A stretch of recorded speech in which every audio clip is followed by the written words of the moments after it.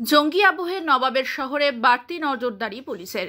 হোটেলগুলিতে checking ও তল্লাশি। জেলায় 4 জঙ্গি গ্রেফতারের পর থেকে পর্যটকদের নিরাপত্তা নিশ্চিত করতে বাড়তি নজরদারি রয়েছে হোটেলগুলিতে।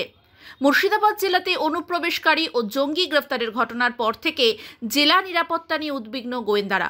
পর্যটকদের নিরাপত্তা নিশ্চিত করতে শহর জুড়ে তল্লাশির পাশাপাশি হোটেলগুলোতে পর্যটকদের সাথে কথা বলেন পুলিশ আধিকারিকেরা।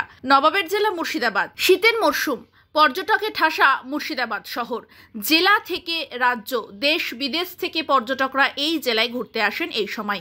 মুর্শিদাবাদ থেকে জঙ্গি গ্রেফতার ও একের পর এক অনুপ্রবেশকারী গ্রেফতারের পর থেকেই উদ্বেগ বেড়েছে জেলা জুড়ে।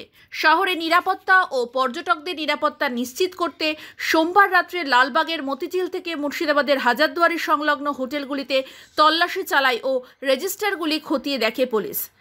অপ্রীতিকর কিছু নজরে পড়লে পুলিশকে খবর দেওয়ার জন্য আবেদনও করা হয়। এই বিষয়ে খুশি পর্যটকেরা। তারা জানান, সারপ্রাইজ এই অভিযানে আমরা খুশি, আমরা নিরাপদে শহরে ঘুরতে পারবো। সবাই ফ্যামিলি মিলে আমরা এসেছি মেদিনীপুর থেকে। আমি দীনেশ চক্রবর্তী বলছি। এই এসে যে সারপ্রাইজ ইন্সপেকশন করলেন, এতে আমরা অনেকটা সেফটি এবং সিকিউরিটি বোধ করছি। কারণ এখন যা পরিস্থিতি, তাতে এইভাবে যদি সমস্ত বিষয়গুলো দেখা হয়, তাতে আমাদের পশ্চিমবঙ্গ তথা ভারতবর্ষের নিরাপত্তা অনেক বাড়বে। এটা আমাদের কাছে ভীষণ আশাপ্রদ। এই মুর্শিদাবাদ থানার প্রতি মুর্শিদাবাদ নিয়ে একটা উদ্বেগ রয়েছে সেই জায়গায়। অবশ্যই মুর্শিদাবাদ নিয়ে তো উদ্বেগ আছেই।